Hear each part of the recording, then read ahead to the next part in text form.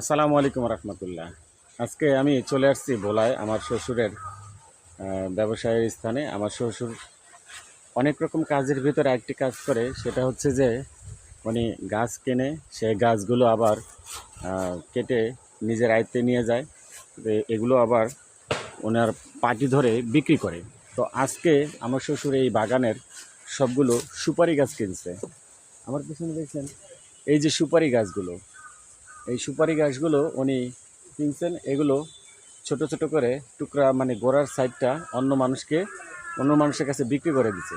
তো আমি এখন আপনাদেরকে একটা জিনিস দেখাবো। আমরা ছোটোবেলায় খেজুর গাছের মাটি খাইছি, নারিকেল গাছের মাটি খাইছি। এই যে আমার পিছনে নারিকেল গাছগুলো, ঠিক আছে। আসলে আমার পিছনে যেহেতু সুপারি গাছগুলো আছে, এই সুপারি গাছের একটা মাটি কেটে আপনাদেরকে খাইয়ে দেখাবো যে আসলে কেমন। আমি এর আগে কখনো সুপারি গাছের মাটি খেয়ে দেখিনি।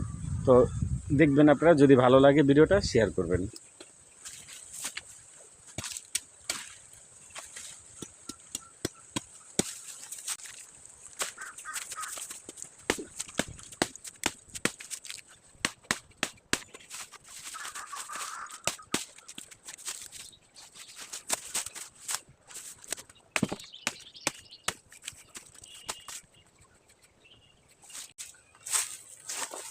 এটার ভিতরে দেখা যাচ্ছে এই যে নরম যে অংশটা, আমরা এটা বের করব।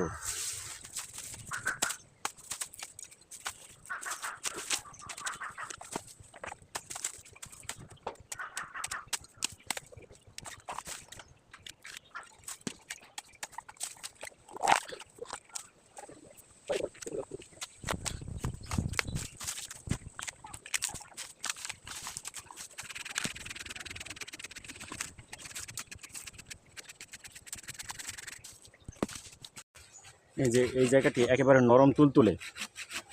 অবশ্য মনে হয় এখান থেকে না, আর একটু গভীরে যাওয়া যাক। বিসমিল্লাহ।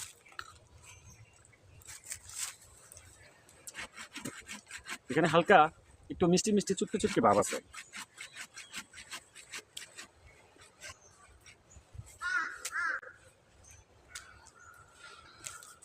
ঠিক এই অংশটা খেয়ে দেখাবো। বিসমিল্লাহির রহমানির রহিম। এটাও হালকা চুটকি চুটকি ভাব।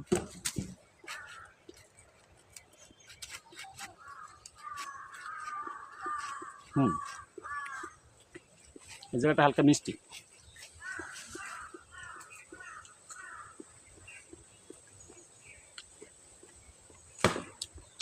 জীবনে প্রথম সুপারি গাছের মাটি কেটে খাইলাম। আসলে সত্যি মাশাআল্লাহ, হালকা একটু মিষ্টি মিষ্টি ভাব, তিতা চুকা বা অন্য কিছু না।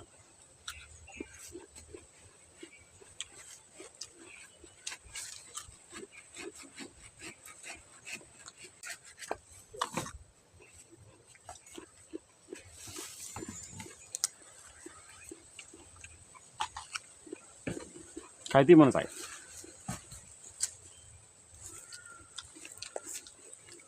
ভালো থাকবেন সবাই। যদি ভিডিওটা ভালো লাগে আর এই প্রথম যদি দেখে থাকেন, তাহলে ভিডিওটা শেয়ার করবেন। আল্লাহ হাফেজ, টাটা।